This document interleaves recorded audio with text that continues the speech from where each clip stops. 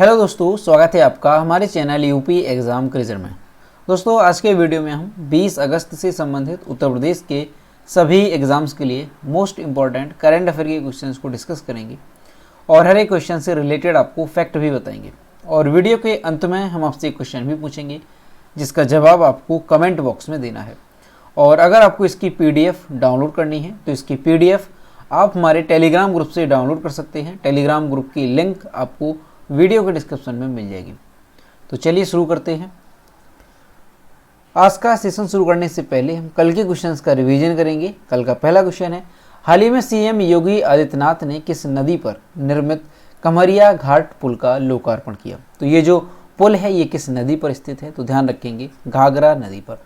अगला क्वेश्चन है, रक्षा मंत्री राजनाथ सिंह ने देश के जवानों को उत्तर प्रदेश के किस जिले में निर्मित की गई AK-203 राइफल की पहली खेप को सेना के सुपुर्द कर दिया?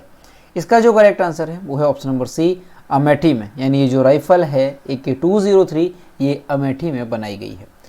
दोस्तों उत्तर प्रदेश करंट अफेयर की लास्ट 1 ईयर की यानी साल 2021 की अगर आपको PDF ई बुक डाउनलोड करनी है तो इसकी लिंक आपको वीडियो के डिस्क्रिप्शन में मिल जाएगी, वहाँ से आप इसकी PDF ई बुक डाउनलोड कर सकते हैं।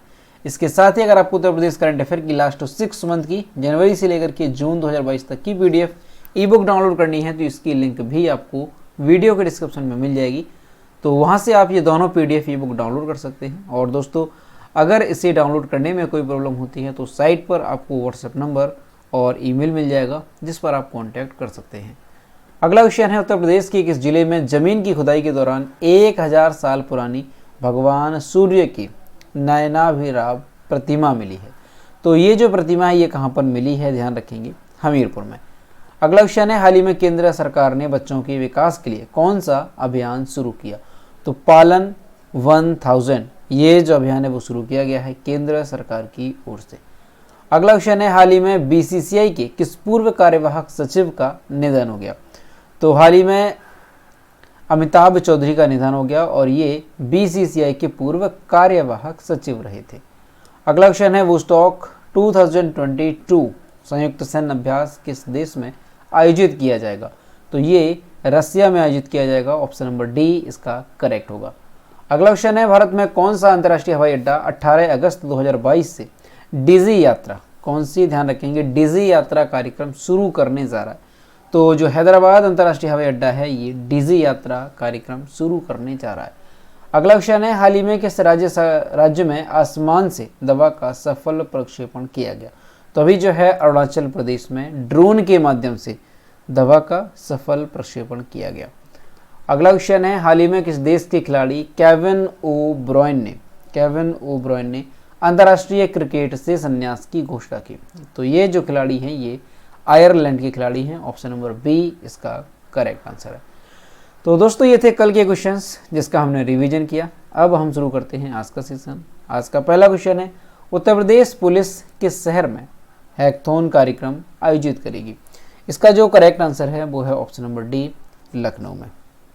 दोस्तों जो उत्तर प्रदेश पुलिस है वो अक्टूबर मंथ में लखनऊ में एक हैकथॉन कार्यक्रम आयोजित करेगी। कहाँ पर? ध्यान रखेंगे, लखनऊ में। और कौन सा कार्यक्रम है? तो हैकाथॉन कार्यक्रम है, इससे आयोजित किया जाएगा। इसमें जो राज्य की पुलिस है वो तकनीकी विभाग द्वारा जो है इसका आयोजन किया जाएगा और तकनीकी भागीदारी महिंद्रा डिफेंस होगा। ठीक है, ये चीज़ ध्यान रखेंगे कि ये जो आयोजन है इसमें जो तकनीकी भागीदार है वो महिंद्रा डिफेंस होगा, जबकि 10 नॉलेज पार्टनर्स में जो IIT कानपुर है और जो IIM लखनऊ है ये इसमें शामिल रहेंगे। तो यहाँ से ध्यान रखेंगे कि जो उत्तर प्रदेश पुलिस है वो अक्टूबर मंथ में हैकथॉन कार्यक्रम आयोजित करेगी और ये कहाँ पर किया जाएगा? तो लखनऊ में ये कार्यक्रम आयोजित किया जाएगा। अब दोस्तों ये जो हैकथॉन कार्यक्रम है ये होता क्या है? तो इसे जो है उत्तर प्रदेश की पुलिस आयोजित करेगी और लखनऊ में ये आयोजित किया जाएगा। और इसका जो उद्देश्य है वो क्या है? तो जो पुलिस डिपार्टमेंट के लिए जो प्रमुख समस्याएं होती हैं उस पर यहाँ पर जो है बातचीत की जाएगी। अब ये जो हैकथॉन कार्यक्रम है जो कि लखनऊ में आयोजित किया जाएगा तो इसमें प्रमुख 4 समस्याओं को लेकर के इसे जो है तैयार किया गया है। अब ये जो 4 समस्याएं हैं वो कौन कौन सी हैं? तो सबसे पहली समस्या है कि लाइव फुटेज के माध्यम से वाहनों की संख्या और भीड़ की निगरानी करना तो है, ये एक समस्या है। तो इसके लिए क्या करना है एक अलार्म विकसित करना है। एक समस्या ये है। दूसरी समस्या क्या है कि दूसरी अलग अलग रूपों में सीसीटीवी फुटेज एकत्रित करना और अपराध को नियंत्रित करने के लिए इसका इस्तेमाल करना, ये दूसरी समस्या है। तीसरी समस्या क्या है? तो तीसरा, अपराध और आपराधिक ट्रैकिंग नेटवर्क और सिस्टम प्रणाली में प्रयुक्त समान शब्दों और आवाज़ों की पहचान करना। तो ये तीसरी समस्या है, यानी कि अपराध और जो आपराधिक ट्रैकिंग नेटवर्क और सिस्टम है उनमें जो प्रयुक्त सामान किए गए हैं और तो जो है उनकी आवाज़ आदि की पहचान करना, ये इसका तीसरी समस्या है। और चौथी क्या है? तो राज्य रेलवे पुलिस बल के लिए पर्यवेक्षण और रियल टाइम फीडबैक में सुधार करना, ये इसकी चौथी समस्या होगी। तो यही 4 समस्याएं हैं जिसके लिए जो हैकाथॉन कार्यक्रम है वो आयोजित किया जाएगा लखनऊ में। अब दोस्तों यहाँ पर लखनऊ की बात है तो लखनऊ के बारे में थोड़ा जानते हैं। तो सबसे पहले हम यहाँ पर यूपी के मैप में देखेंगे कि जो लखनऊ है वो कहाँ पर है। तो ये हमारा उत्तर प्रदेश का मैप है और यहाँ पर आप देख सकते हैं ये पड़ता है बीच में लखनऊ। दोस्तों ये जो लखनऊ है ये उत्तर प्रदेश के किन किन जिलों की सीमा को टच करता है? तो यहाँ पर आप देख सकते हैं उन्नाव है, ये जो उन्नाव है नीचे की ओर उन्नाव है, ऊपर की ओर देख सकते हैं हरदोई है, यहाँ पर सीतापुर है और यहाँ पर ये बाराबंकी है और इसके नीचे की ओर ये रायबरेली है। तो ये 5 राज्य हैं, 5 जिले हैं जिनकी सीमा को जो लखनऊ है वो साझा करता है। दोस्तों लखनऊ से संबंधित कुछ क्वेश्चंस हैं जो कि आपको याद रखने हैं, आपके एग्जाम के लिए इम्पोर्टेंट है। कि सबसे पहला तो लखनऊ का उपनाम क्या है? तो नवाबों का शहर और बागों का नगर, ये जो है लखनऊ का उपनाम है। लखनऊ किस नदी के किनारे स्थित है? तो वो भी ध्यान रखेंगे आप, गोमती। लखनऊ जो है ये गोमती नदी के किनारे स्थित है। दोस्तों लखनऊ से पहले प्रदेश की राजधानी क्या हुआ करती थी? तो लखनऊ से पहले जो प्रदेश की राजधानी है वो इलाहाबाद थी और 1921 में बदल करके क्या किया गया? लखनऊ कर दिया गया। ये चीज़ ध्यान रखेंगे कि पूछा जा सकता है लखनऊ से पहले प्रदेश की राजधानी क्या थी? तो लखनऊ के तुरंत पहले जो है इलाहाबाद इसकी राजधानी हुआ करती थी। दोस्तों लखनऊ में कांग्रेस के 3 अधिवेशन हुए, कौन कौन से हुए? तो यहाँ से आप ध्यान रखेंगे कांग्रेस लखनऊ में कितने हुए हैं? लखनऊ में कांग्रेस के 3 अधिवेशन हुए, ठीक 3 अधिवेशन हुए। कौन कौन सा हुआ है? तो ध्यान रखेंगे आप 15वां हुआ है, इसके अलावा 32वां हुआ है, ठीक है 32वां हुआ है और इसके अलावा 50वां हुआ है। तो 3 ये जो अधिवेशन है ये कहाँ पर हुए हैं? लखनऊ में हुए हैं कांग्रेस के। अब इसमें जो आपका इंपॉर्टेंट है वो है 32वां अधिवेशन। क्यों है दोस्तों? 32वां अधिवेशन जो है ये 1916 में हुआ, ध्यान रखेंगे 1916 में हुआ और इसमें मुस्लिम लीग से समझौता हुआ था। ठीक, ये काफ़ी इंपॉर्टेंट है, कई बार एग्जाम में पूछा जा चुका है कि ये जो 32वां अधिवेशन है लखनऊ में हुआ था 1916 में, इसमें मुस्लिम लीग से समझौता हुआ था और इसकी जो अध्यक्षता है वो किसने की थी? तो वो ध्यान रखेंगे आप, अंबिका चरण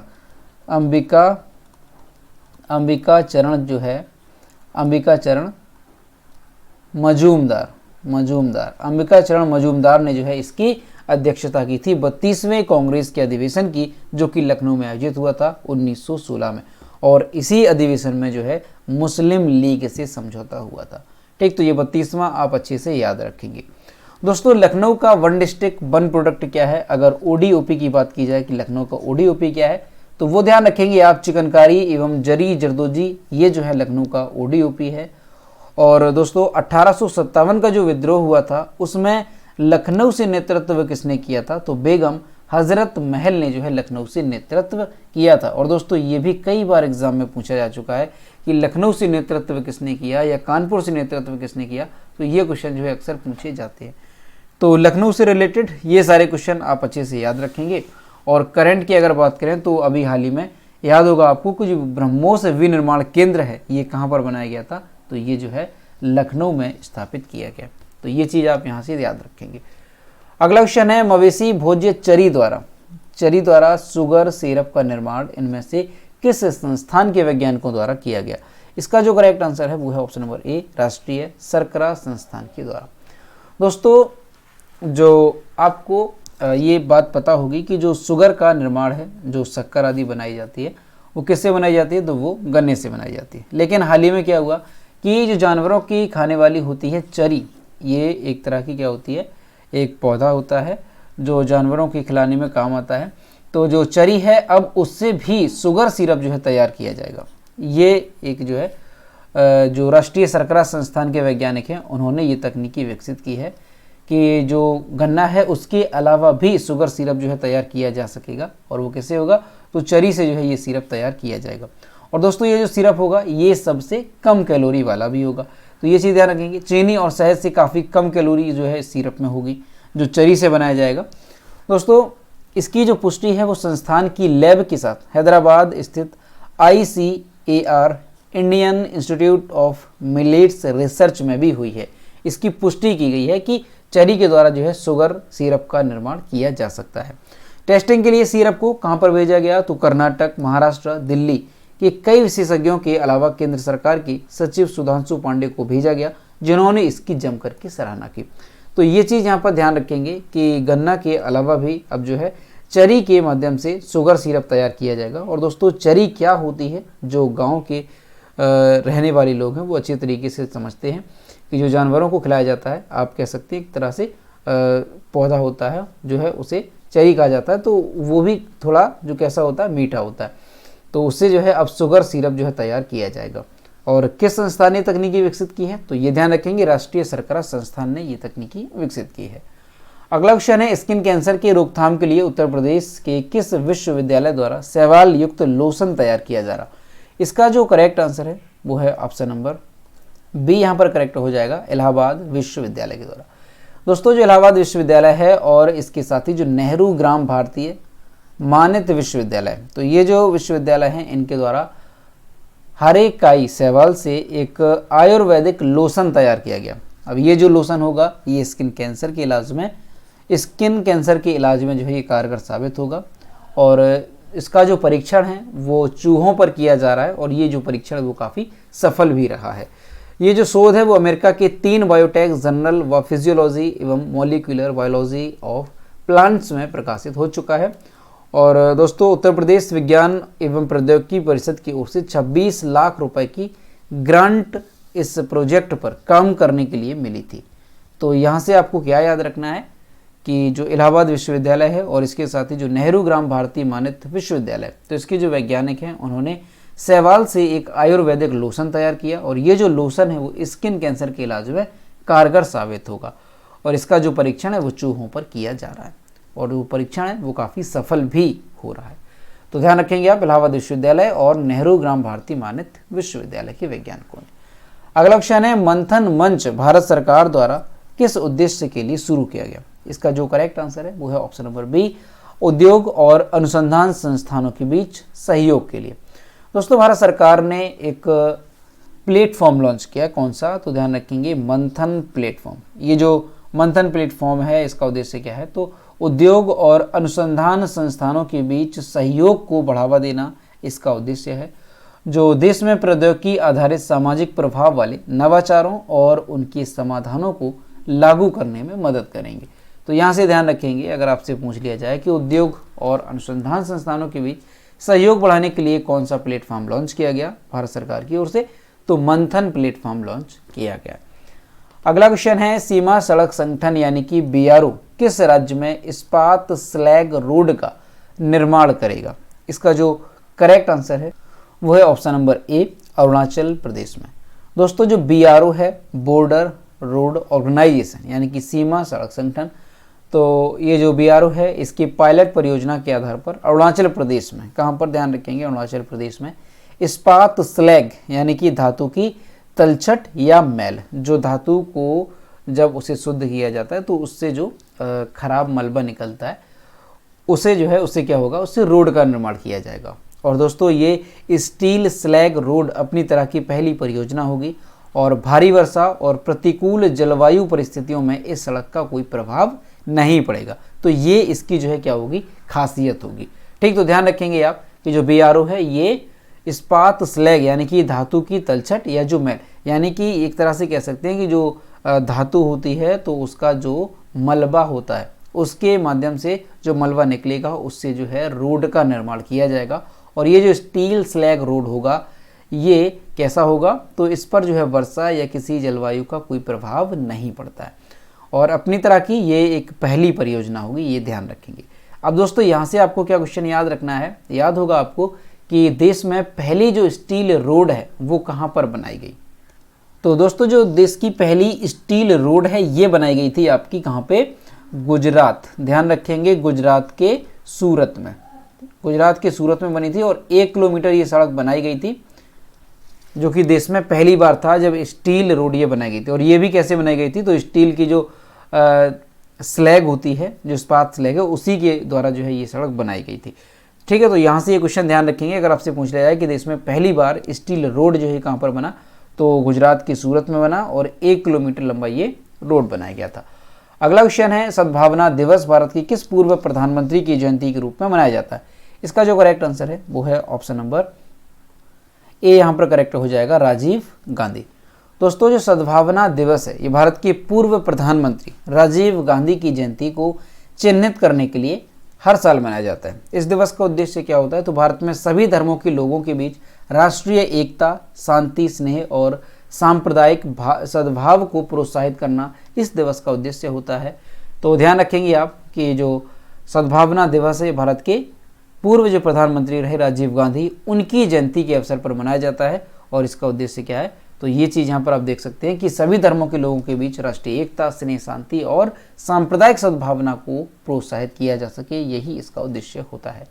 अगला क्वेश्चन है, कौन सा देश मुफ्त में पीरियड प्रोडक्ट्स देने वाला पहला देश बन गया।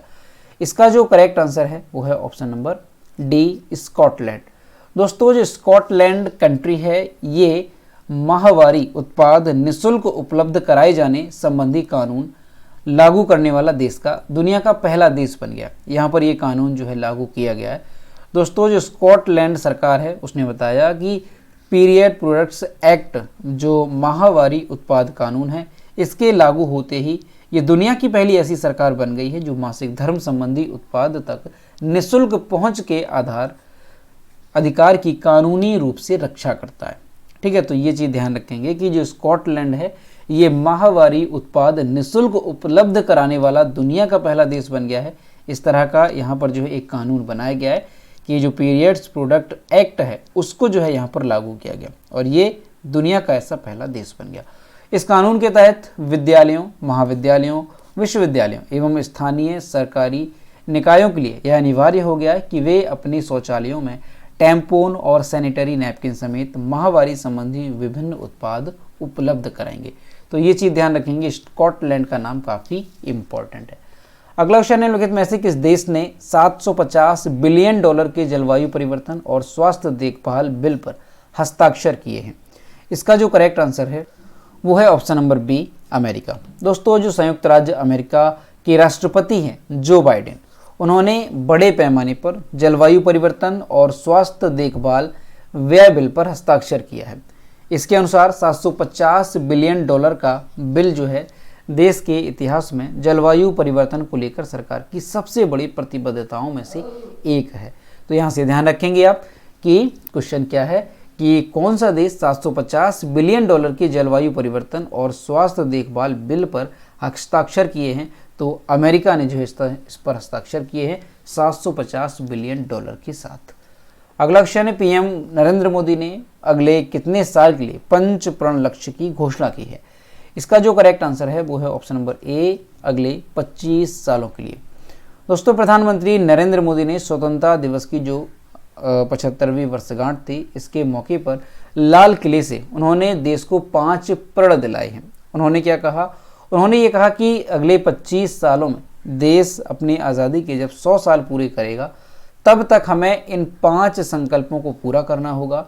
और जो 5 संकल्प हैं ये कौन कौन से हैं और क्या हैं, तो दोस्तों उन्होंने 5 प्रण लेकर के 2047 में, क्योंकि 2047 में हमारा देश जो है ये आज़ादी के 100 साल पूरे कर लेगा। तो आज़ादी के 100 साल जब पूरे हो जाएंगे तो उस समय तक प्रधानमंत्री नरेंद्र मोदी ने कहा कि हमें ये 5 प्रण जो है पूरे करने होंगे। अब 5 प्रण कौन कौन से हैं, तो पहला प्रण है विकसित भारत। पहला प्रण क्या है, विकसित भारत का लक्ष्य। दूसरा प्रण है गुलामी के हर अंश से मुक्ति। तीसरा प्रण है अपनी विरासत पर गर्व करना। चौथा प्रण है एकता और एकजुटता, और पांचवा प्रण है नागरिकों में कर्तव्य की भावना का होना। तो ये 5 प्रण जो है प्रधानमंत्री नरेंद्र मोदी ने देश को दिलाए हैं कि अगले 25 सालों तक ये 5 प्रण हमको जो है पूरे करने होंगे।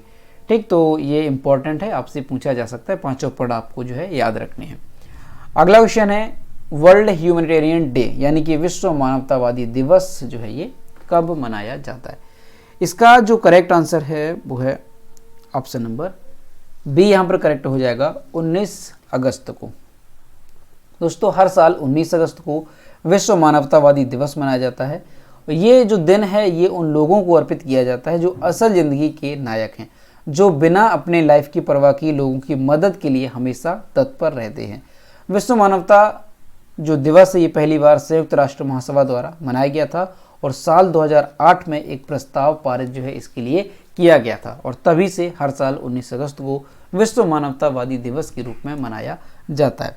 दोस्तों इस दिवस के इतिहास के बारे में अगर देखा जाए तो क्या इसका इतिहास है, तो दोस्तों आज से 18 साल पहले जो इराक की राजधानी है बगदाद, ध्यान से सुनेंगे, जो इराक की राजधानी है बगदाद, तो वहाँ पर 19 अगस्त 2003 को, डेट ध्यान रखेंगे, 19 अगस्त 2003 को क्या हुआ था, तो यहाँ पर संयुक्त राष्ट्र हेडक्वार्टर पर हमला किया गया था और इस हमले में संयुक्त राष्ट्र मुख्यालय के 22 कर्मचारी मारे गए थे, जिनमें इराक में यूएनओ महासचिव के विशेष प्रतिनिधि सर्जियो वेरा डी मेलो की भी मृत्यु हो गई थी।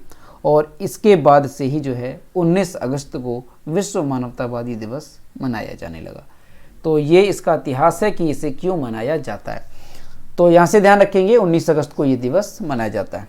तो दोस्तों ये थे 20 अगस्त से संबंधित उत्तर प्रदेश के सभी एग्जाम्स के लिए मोस्ट इंपॉर्टेंट करंट अफेयर के क्वेश्चन जो कि हमने डिस्कस किए। अब हम देखते हैं कल की वीडियो का क्वेश्चन जो हमने आपसे पूछा था। तो ये रहा कल की वीडियो का क्वेश्चन जो हमने आपसे पूछा था कि लंदन में किस भारतीय के घर को ब्लू फ्लैग सम्मान दिया गया। इसका जो करेक्ट आंसर था वो ऑप्शन नंबर ए था, दादा भाई नौरोजी, और लगभग सभी स्टूडेंट्स ने इसके सही जवाब किए। और मैं आपसे हर रोज़ कहता हूँ कि जो भी क्वेश्चन आपसे पूछा जाए तो सभी लोग क्वेश्चन का आंसर जरूर किया करो। तो ये रहा आज का क्वेश्चन, स्वतंत्रता दिवस के अवसर पर किस राज्य के मुख्यमंत्री ने अम्मा योजना और वात्सल्य योजना का शुभारंभ किया। इसका जो भी करेक्ट आंसर है वो आपको कमेंट बॉक्स में देना है। और दोस्तों सभी लोग क्वेश्चन का आंसर जरूर किया करो। और दोस्तों एक बात आप लोगों को जो है ध्यान रखनी है कि अगर आपको वीडियो पसंद आता है तो वीडियो को लाइक ज़रूर किया करो, और सभी लोग जो है वीडियो पर अपना रिस्पॉन्स ज़रूर दिया करो।